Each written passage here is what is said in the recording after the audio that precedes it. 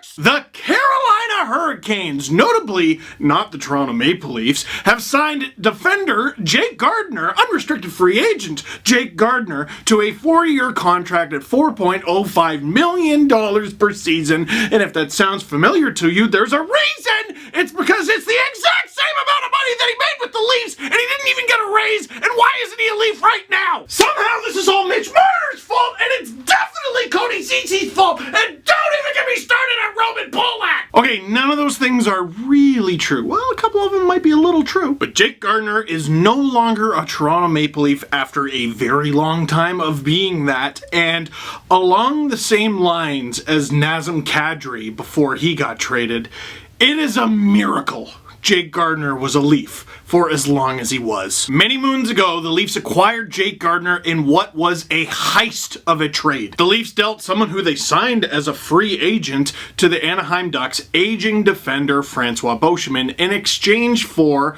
what was basically a cap dump in Joffrey Lupul and, I don't know, defenseman, whoever. As the story goes, the Ducks had 2 young defenders. Leafs, take your pick. Will it be Jake Gardiner or Justin Schultz was the other option? 2 defenders who have had extremely adventurous careers, rocky starts, but success. Of course, one has won Stanley Cups and the other has been to several Game 7s. Listen, success is just your opinion. Gardiner's arrival to the Toronto Maple Leafs was something else. Comes in, former first-round pick, and he was a promising-looking young defender in an organization that didn't really have anything. The Leafs defense was garbage, the team as a whole was garbage, and there was this back-and-forth tug-of-war between, like, analytics and the old world where, we're gonna beat you up. Gardiner spent a lot of time developing on the Toronto Marlies. His agent tweeted #free Jake Gardiner, everyone lost their minds, and then the Leafs eventually called up Jake Gardiner. And it says something about the state of the Toronto Maple Leafs for as long as Jake Gardiner has been on them,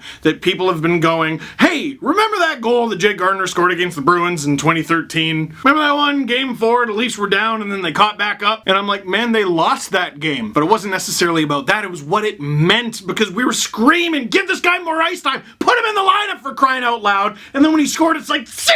And in the 6 playoff games he was actually allowed to play in that series, he scored 5 points. The next season, his first full season in the NHL, he puts up 31 points, 10 goals as a defender. The following season, in 79 games, he only scored 24 points, but of course that was the 2014-15 season, and I don't like to talk about it. Hockey gods, can you help me out? I will grant you one wish.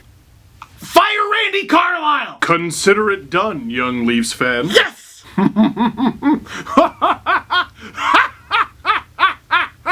That seems ominous. It was a very dark time. Then Mike Babcock became the Leafs head coach, and Gardiner put up 31 points again, which was impressive because that team was intentionally finishing in last place. But on Mike Babcock coached Leaf teams that weren't trying to finish in last place, Jake Gardiner put up 43, 51, and 39 points as a defender. And as a top pairing defender, basically never. Now you might be like, wait a sec, Jake Gardiner scored 39 points last season? No, he didn't. He scored 30, but he only played 62 games, which was a very interesting thing to happen to Jake Gardiner. Because 1, he missed 20 games due to a back injury, which I imagine is the reason that arguably the top defender available on the market, maybe besides Anton Stralman, signed in September. But also, the Leafs crashed into and through the Earth's crust in those 20 games that Gardiner missed. He was used sparingly in the playoffs. Obviously, he was still coming off that injury. There's no way he was 100% okay. And of course, he followed up a terrible Game 7 in Boston in 2018 with a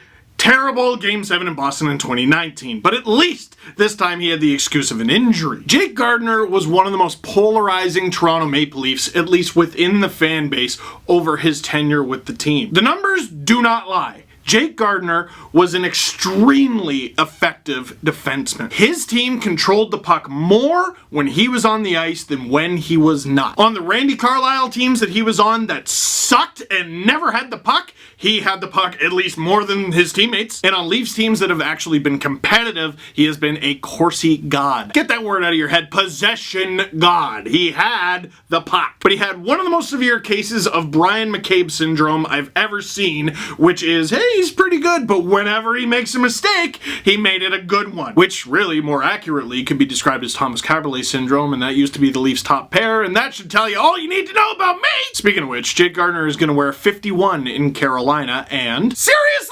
Seriously, that's a little on the nose, don't you think? Get a little more subtle with it, universe! You're losing your touch! So, Carolina Hurricanes fans, just keep that in mind. Because I'm a believer in analytics, the proof is in the pudding. The guy puts up a ton of points, even if you're not a believer in analytics. But I know the Leafs were a better team with Jake Gardiner, and it would have been great to have him back. But I might have screamed at the TV more for him than any other Leaf over the past half-decade or so. There were times where his playing style was like a drunken ninja, constantly trying things in his own zone that made you go, what are you doing?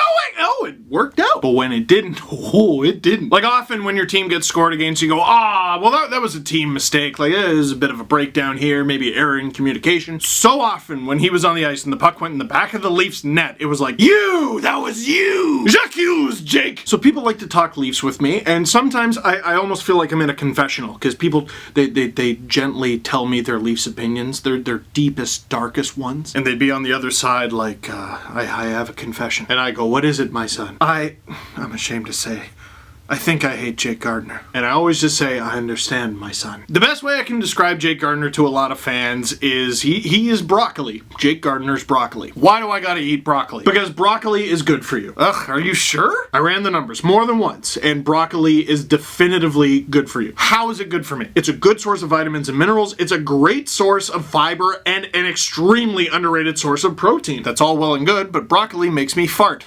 A lot. That is true. And a fair criticism of broccoli. However, the good of broccoli outweighs the bad of broccoli. Basically, what I'm trying to say is when the Jake Gardiner brain farts happen, try to remember the fiber. Now, you might have noticed the past tense that I used a few minutes ago before I started talking about broccoli. Jake Gardiner was a good defenseman. And I don't mean because he's a former Leaf. I mean because there is a clear reason this guy didn't get a raise. Everyone's yelling at Kyle Dubas right now and yelling at the Leafs. There are 30 teams you can yell at for not paying Jake Gardiner more than $4.05 million. The name getting brought up all the time is Cody Ceci. Wow, Jake Gardiner is making less than Cody Ceci. He is. If Cody Ceci sucks, and hopefully he doesn't, but if he sucks at the end of the season, maybe even before it, because he's on a one-year contract, gone. Jake Gardiner, granted, getting paid less money, less of a cap hit, is on the Hurricanes, or at least signed to a contract for the next 4 years. Injuries are a huge factor in hockey. They're a huge factor in professional sports, and there are a few injuries that are a huge wild card, bigger than others. Take it from me,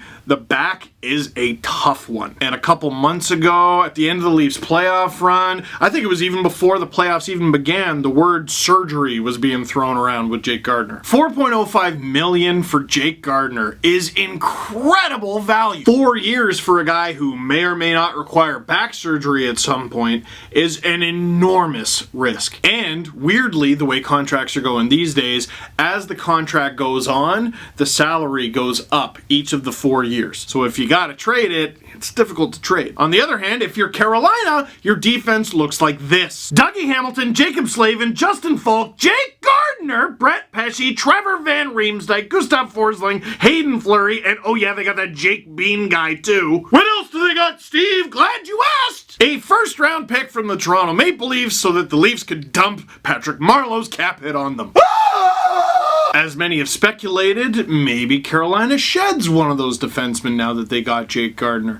I wonder who that could be. Could it be Justin Falk, a right-handed shot? Who could use one of those? It's a risk for Carolina, but that's sports. It's also got a huge reward attached to it, and it might just pay off for Carolina with a cup. Oh, and the two lucky goaltenders that get to play behind that defense, Peter Mrazek and James Reimer. Gag me with a spoon! For the Leafs, this wasn't Cody Ceci's fault, this wasn't Mitch Marner's fault, or Kyle Dubas' fault. I think that cap hit was there. The Leafs would have been willing to pay it. The problem is that cap hit is not there without the 4-year term. Without the 4-year term, on a 1 or 2 year term, who knows? Jake Gardiner could have been asking for 5, 6, even 7 million. He would have been totally justified looking at the market. He would have been perfectly justified asking in the neighborhood of the Tyler Myers cap hit. Tyler Myers got $6 million in free agency, and that was over 5 years. Gardiner would have been justified in asking for that over 1 or 2 for sure. I don't think this was a matter of the Leafs can't do it. I think it was a matter of the Leafs chose not to. And life becomes a factor too. Let's not forget that Jake Gardiner is a relatively new dad and probably wanted a little bit of stability for the next 4 years. Right now, for the Leafs, Jake Gardiner is the past. And the Leafs are spending a lot of money. Which means you gotta go young and cheap, which means